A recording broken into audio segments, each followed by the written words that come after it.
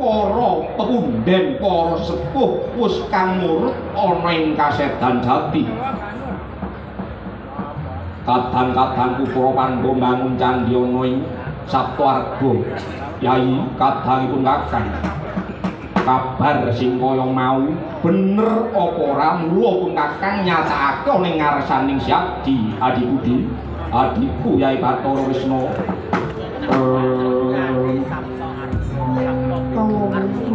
Koko Rabu kabar kala wau malah saestunipun ing dinten kalenggan samangke kadang-kadang kula Prapandhawa tumedhak dhateng Saptawarga Kineng anyandi papan pesaranipun para luhur ingkang sampun murut wonten ing kasedan jati.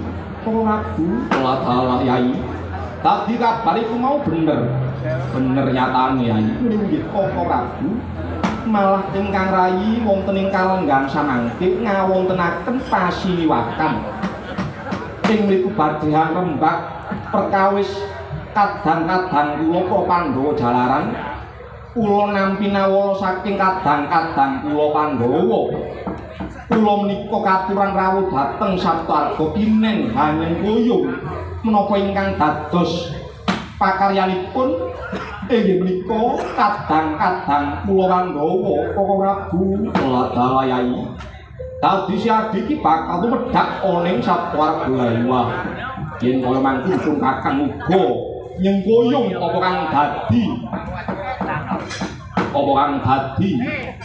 kekarepaning adi-adiku Prapandhawa jalaran becik Yai becik apa kang dadi gegayuhaning adikku Prapandhawa senajan to wis ditinggal kelawan sesepuhe wis ditinggal marang kependene nanging adi-adiku Pandhawa isih ngaturake dharma bekti ana ing para kependene ana ing para leluhure mulih kaya mangkinipun kakang uga melu nyengkuyu apa kang dadi kersane adi-adiku Prapandhawa Yai Prabu Sinalendra Bathara Wisna.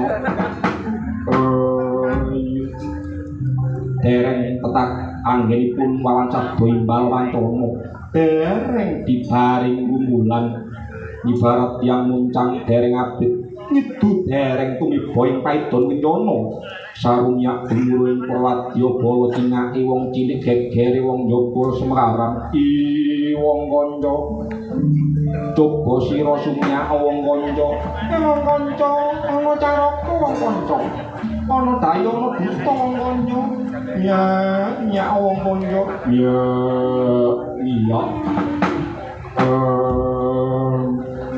lumyak dodot rantangan pundak idek lampit pot-potan bubu mendek ring sedapur kaya bedaya kabotan geluk sawaning Nalendra Sabrang yana lumyating seliranya.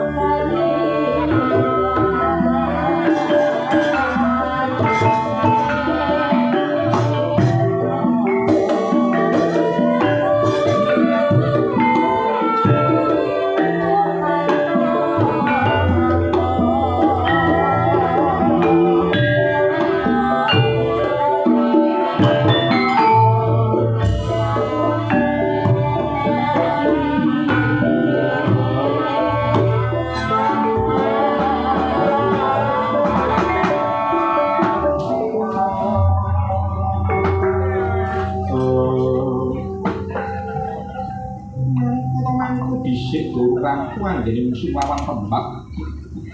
Miyak ing Sagurita Wadyabala.